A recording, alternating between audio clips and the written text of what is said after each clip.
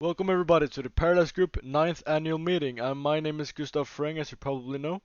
I'm sorry I've been quite inactive recently. I've had a lot of things going on. I've been to Vegas for 18 days approximately, so I've had a lot of things going on over there, with some technical issues and stuff like that with the adapters and everything. So I'm glad to be back right now, and I'm gonna do a short summary of the meeting we had last week Saturday. It was discussion parts and everything on that meeting that you unfortunately missed, but I'm gonna cover to the best of my ability of what you missed and try to make it as engaging as I possibly can. Let's go then.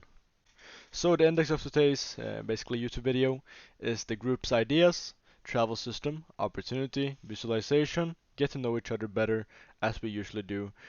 So you'll probably get to know another member, maybe I tell you a little bit more about what I think, and then you can end a little speech there. I think that could be a quite good index. So I don't really have any script for this video. I'm just doing everything off my head. So we'll see how this goes. If I stumble, if I do anything wrong, that's maybe therefore I didn't write in the script. I didn't have time to do that for this meeting. So I'll do everything to my best ability, as I basically covered a second ago here. Now, ideas. We've looked for our idea chat in the Discord. If you don't know what we are about, we're basically the world's first affordable millionaire lifestyle. And what means by that, you probably heard me say that slogan a million times now if you're in the Paradise Group, is that we offer mansions, supercars, just a luxury way of living at a very affordable price, simply put. And you'll hear more about that if you haven't heard of it when you add me on Discord. Gustav Fring is my complete name there. It's just to add me. Now we have an idea chat in our Discord, and what we saw as the most popular ones when we voted for it was that spearfishing, for example, a couple of days a week, just going out spearfishing with entire group, adventuring, all of that stuff. Will also save food costs and everything when we go there. Was a very popular idea that we're gonna act on when we actually get to the Paradise Group Island. And outside gym, um, reasonably enough, was a very voted idea. We, for example, have an idea called the Deserted Island, as you guys probably know. Take over an island is over there. And I think an outside tropical gym could be quite cool there. Also, yes, an outside gym is also amazing, because the aesthetics and also what's it called when you use outside training is a very beautiful feeling. Then we have the Paradise Group Center from Andre. I saw he wrote that. And what the Paradise Group Center is, from what I understood, I think he's maybe a little bit better on what it means that it is, because I'm just reading his ideas, simply put. And then I state them to you right now. The Paradise Center, if I'm not mistaken, was made to be like a center of all the Paradise Group classes. Now what we do in the Paradise Group is have three different classes: budget class, high class, and Paradise class. And the difference between these two classes is basically how luxury the houses is, because it comes at different prices, of course. And he wanted basically like a city center, so where some like a place where people come to hang out, network, everyone can meet each other, just like a go around place where everyone can be, just a chill out place. That's what he wanted. And it's gonna be like a house where you have bars, you have a PlayStation area, maybe a pool table, just a fun place to hang out. I think that could be quite cool, a pool and everything like that. Then we have take over an island. I'm gonna get more exactly into the details right now in the other slides here. So for take over an island, we could basically, or what we have planned out is, if you haven't heard about this before, we've discussed it quite a lot, is that we're gonna live in Koh Samui, Thailand. It's out the coast of Phuket, and it's a beautiful island we live in. This is not the island, so don't worry, don't worry. It's a very luxury island. It's a lot of travelers. I think it's around 300,000 people when it's actually summer there. Airport and all of that stuff, very good agriculture, so it shouldn't worry about that part. But outside it, it's a lot of these deserted islands where people live, or where no people live, no one owns them. So what I thought we could do here in the Paradise Group is that we basically once a week, maybe four times a month, then it depends on how you want to plan it. We go out on one of these islands outside Koh Samui, and we try to basically create it to our own liking. Now, what do I mean about that? We could basically create our own society on those islands. So what we could do is that we have basically like a tropical haven island where we can form it to our liking, make it our basically own digital detox haven. Now, what I mean by digital detox, if you don't know what that is that basically detoxing yourself, which means separating from something and separating from digital things. So, for example, as you probably know right now, you watch a lot of TikTok, you probably watch a lot of YouTube, you use a lot of social media, you use your phone, there's a lot. I think the average use of telephone for a teenager is about 8 hours, which is a lot, and there's a lot of people need to have more and also less than that. Now, I think digital detoxing could be a very good opportunity for us. You just get to know your sense a little bit better. You keep out all the distractions, just a clear mind, in my opinion. You could just find yourself, basically. It's always good to have that, going back to the nature. And also create our own houses. We create our own little society there, as I just mentioned. And how that could be cool is that if all of us, basically in the group, let's say for example 100 people there, we could build a quite cool society. Everyone can build up a like the laws, the classes, just forming it to our exactly to our liking. Spearfishing and creating smart system to, for example, gain food, going back to that primal lifestyle, going back to that hunter and gathering like style of living. I think that's quite cool because what we see right now is that the depression rate has gone up a lot when we see that we stop hanging out with people. Now, what I mean by that is, for example, now as you see with social media, with the new computers, just my group, for example, it's very hard to find people you connect with. And in that instance, many people who are, for example, like me, very into business, very driven, very into going to the gym, for example, they're like the top 1%. We don't want to hang out with the person who goes to the club every day or the person who drinks, who smokes, like very frequently, who are basically degenerates. We don't want to hang out with those people. We want to hang out with like-minded individuals like ourselves in the Paradise Group who like business, who like going on these adventures, who likes traveling, who likes making something of themselves. And that's why I think this island could be a great project to basically connect like more with the person and just get to know them on the deeper end. And you'll forever remember this, that I can tell you. So think about this. What measures should we have to, this is just some questions we're gonna take later. I don't really know if it's necessary right now because we're not gonna do a discussion part, but you can read those questions like yourself and then you could just think about them. So, spearfishing as well, that was another of the activities. I think that is very, very fun. Like many people, when I say spearfish, they think it's gonna be a spear and then we try to kill fish with them. But it's like a harpoon gun you see here. It's a spearfishing gun and then you go down underwater and you can shoot it at fish and it's very very cool. I think it could be very very fun, and I think if we go in a group, everyone hang out together, it could be a cool experience, and we could also get to know like a primal life a little bit more. I think it's a good achievement to be able to catch a fish yourself, because you actually feel a sense of completeness, but actually do it a fulfillment kind of way of telling it. And also food costs get cheaper, of course, if we're like 100 people going in the ocean with a spear gun. I think if everyone just catches one big fish, that's 100 fish. Then we take 100 fish. That's what is it? Like 100 people cut their costs of food a lot, and we could have like a bonding time at the end where we like sit around a campfire, grilling up those fish, just talking, having a good time on like beaches like this, and just enjoying ourselves a lot. And it's a fun activity. Yeah, also it's non-processed food. That's amazing. I think the processed food where everything is in plastic packages, it comes right out of from those like anabolic steroid used cows. They literally put anabolic steroids into the cows and different other supplements which is make them larger, and they don't think that comes with by effects. I do believe that what you eat is eating you. So if you eat a lot of bad food, for example, if you're just constantly eating McDonald's or Cheetos and stuff like that, I think that could affect your long-term health. So I recommend you guys try to eat more primal food, for example, wild caught moose, wild caught boar, real fish that you actually catch yourself because you know it's not processed. I recommend that a lot. Now let's go over to this part here. I think this could really, really, really, really, really be fun for you guys because money is a big part of our group, and you guys probably like money because you like business. So this is probably a good opportunity for you guys. We have gotten in contact with something called the Traveling Swap. They reached out to us. And what the Traveling Swap does is that they offer a 10% back on everything you book. Now it's basically a traveling app like Expedia or maybe Booking.com where you can book both hotels, flights, cruises, all of that stuff. That's basically very necessary when you go traveling a lot like our group does. For example, in our Tokyo trip 2024, or 2024. I think it December. I'm pretty sure. It depends on exactly the date there, but it's gonna be in December, 17 days. Many people might want to, what's it called, stay a little bit longer in some hotels or just get more money spent on different little hotel locations and stuff like that. And if you get 10% back on 3 flight tickets that we're gonna have there, so first from your country over to Tokyo, then from Tokyo over to Bangkok, and then from Bangkok back to your country. That's going to be free flight tickets, a lot of hotel rooms, and a lot of cruises in the future, I do see. Now then we get 10% back on all of that. I believe that the entire group could benefit very much from that, and money becomes a lot when you actually make it up in 10% over your entire lifestyle and also lifetime.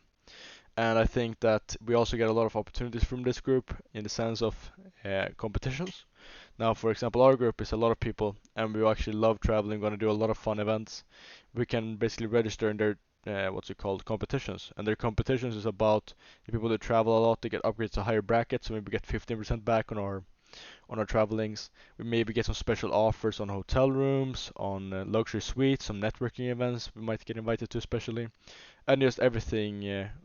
Maybe if a hotel suite has like their top rated one at a very big discount, we could get those special offers.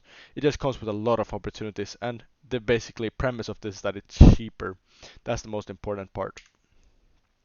And also, I think this could be the most interesting thing for you guys, investing opportunities. We've discussed a lot with an angel investor and a private equity firm, and what we came up with is that a lot of our group's members have very great ideas, very, very good ideas, but they might be quite young, like one of our members who's named Christoph, or some other people who's maybe just 18 years old and they want to start their own business. And capital is a very big part of not being able to start it, because an idea usually needs capital to be able to act upon. Now, how could you act upon an idea without capital yourself? Well, you don't have time on your side. You have a lot of time on your side, but like in the years you can work, but you might not want to work a financial job or a going to McDonald's or something like that, getting a job for a couple of years to be able to even start something. You might just want to find someone who's already done the hard work and now is a very successful businessman. For example, like an angel investor, a high net worth individual who provides financial backing for small entrepreneurial startups basically, in exchange for some ownership and equity in the firm. Now, what does that mean, an angel investor? It's basically you going to an angel investor that we have in our group, for example. You might have a traveling app that you, like those travel swap guys. You say, yeah, hi, angel investor. Then you do a little pitch, blah, blah, blah, I'm very good, I'm very great, blah, blah, blah. And then you tell them, yeah, I would like you to invest this much for this much equity in my company. And in that sense, you get a lot of money, they get some equity, and then you get to do all the management side on your part, which I think is very good. And a big way to be able to get capital for starting investment. For example, if you have a tech startup, you need a lot of money for ad spend. Now then we have the private equity firm. What is the private equity firm? It's basically a firm which comes together and investors purchase share that is privately held in the business. You could think of them as basically stocks, like a pie as you see here. And they have a little bit more say than an angel investor in the sense that with their equity they get in your company, they also get a lot of say. Usually, what private equity firms is that, for example, if you see Shark Tank, a lot of them are private equity guys. They also come in and help in the management side, a lot of them. And if you're very fond of keeping your idea to yourself, you might like run your management in your own way. Tesla might not want some private equity firm to invest in them because they might already have very good management. They don't want a private equity firm to come in and manage their things with them. But if you, for example, are a cleaning store, like a cleaning product, for example, like Scrub Daddy or something like that, you might want a person who has shelves in a cleaning store. So if I have Scrub Daddy, basically a like sponge who cleans, I might want to get my sponge into a retail store, or I might get to get my sponge into some other product places, which has been cleaning to do. You might want to connect with like a private equity firm who owns cleaning stores, because that would make it easier for you to send them, or someone who knows like shipping or something like that, because they might get better deals than you do. So that's basically how you should figure out which ones you want to pick. And what we will do is that we'll basically have events with our group where we get them to talk with these angel investors and also private equity firms, where they can pitch their idea, talk to them, and get a big opportunity in what sense that they could basically get capital and funding. And then we also have some opportunities for you to invest in us, which I think is quite cool. You can also invest in the Paradise Group and also some other projects we have going on. More on that in the next meeting we're gonna have. Now it's time to start talking. That's what we did last time mostly. It was a group discussion, a very good one. I think it was 20 people in total in that discussion. But unfortunately now I'm sitting here alone, so you'll have to talk to me. You'll have to do your own research. This is just a recording of the meeting. This is not an actual recording of when it happened. This is a recording of what was in the meeting. Now, the first question we were discussing was about the deserted island. This is mostly deserted island questions, and it's just to basically get to know each other better. to be completely honest. What could we add to Island to get it better? And then that's basically like a fun question. Planting herbs to make special spices to make our food more delicious and more seasonable. Tropical fruit ideas. So we discussed and I wrote down some of the good ones. So tropical fruit trees, just to make the island basically edible. We want to add snacks everywhere. So we have like a mango tree there. Yeah, I'll go grab a mango. Oh, I see a watermelon thing over there, not a tree, because they don't grow on trees. But you just get it, like tropical fruits, something to eat everywhere. So you can like have your own haven. You could go around and bring grills. Should we bring grills to the island to make your food more tasty? You might just want to like cook up a wooden fire every time you want to cook. You might want like more reliable way of cooking your devices. How do you envision your society on the small island, non-inhabited on Koh Samui? What unique and innovative features should we add? And just basically that question, you could read it yourself. And in that sense, we talked about, for example, adding a fish trap. And the fish trap is very simple. I didn't understand how this worked before because I didn't know fish was this stupid. But for example, in a river like this or an ocean, fish only work forward. They only have one mentality, and that's swimming. So they don't think about, yeah, I see a narrow path, this might be a trap. They just think, yeah, it's getting narrower here. So what they do is that they go in here. They maybe want to get to the other side of this pond. So they go in here. They swim, swim, swim, swim. Oh, it's blocked here. Oh, it's blocked there. Where is it open? It's open here. So I'll go in here. Oh, it's completely blocked there. Where should I go? So they go into this little small section here, basically, like tunnels, and then they end up here where it is a what's it called? Like a big hole in the ground where they just fell into their baskets, and then when the people who live here wants to get like collect their food, they just go to that basket and they clean them out, and then they just cook the fish that goes into those baskets. So it's like an automated fish trap. I think that could be quite cool. If you don't want to like go spearfishing one day, you could just have your little reliable fish trap you could use instead. And then we also talked about a tropical outside gym, for example, and this thing. I think that could be sick. When we go to that island, I still want to keep myself in shape, so I don't want to only go run. I want to have a tropical outside gym. And to create our own weights, we had a guy talking about a lot of smart ideas, for example, with sand or water, and creating some cool devices on that part. Just a lot of fun things we could create ourselves. I think that could be a cool group project. I don't know how many kilograms those are, but I don't know. I would probably say like 40 kilograms. One of those things must be. So this guy's probably quite strong. And then like activity fields, like a volleyball pitch, like a volleyball on the beach, and then a soccer field maybe. Some people discuss that. We won't like buy an entire soccer field. We'll probably create it ourselves. Just fun activities we could add to the place to make it more extraordinary, basically. Third question we talked about was basically, as we create a society, what values and principles should we have as its core? How can we ensure that peace and cooperation would be like a main statement of our entire island? Now, this question is quite open, and we don't know if we're going to act upon this, but the difference we could probably go between is that we either go this path or that path. And the two paths we've discussed is that we either go to the island and just have fun, we just go there and just have a blast. We have our activity fields, we do that, and then we just go there to have a good time. Or we create the own society there. It's also going to be super duper fun. It's going to be very, very fun, but we create more of a society way of doing it. So we create some infrastructure, we do some things in that sense. We maybe create a society type thing. And what I mean society is that we're probably going to have a democracy, feudal, like it's different ways of running places. So for example, dictatorship, if we want that, we could vote upon which way we want to rule it like a country basically, but in a fun sense.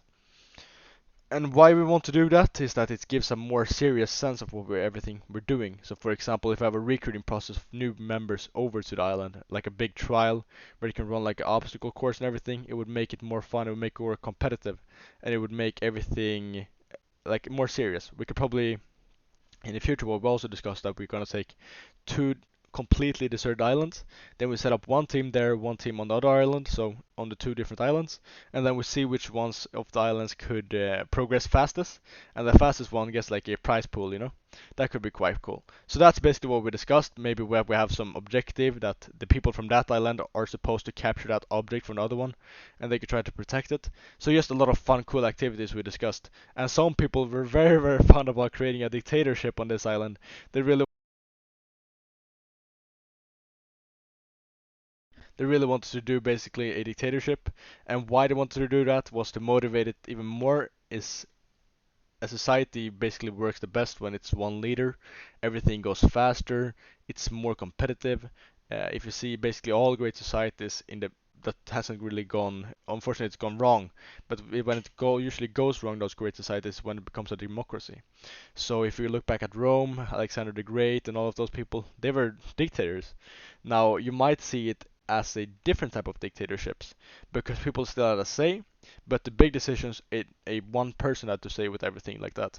And you can have good and bad dictators. That's the biggest part. Many people associate dictatorship with a very, very bad thing, and that is because when dictators use their power to their own benefits, that's when it goes bad. But when it actually uses to benefit the society, that's how it can go very, very good. And you need a competent leader in that sense, and also a way to decrone him, like basically decrown him of being a dictator.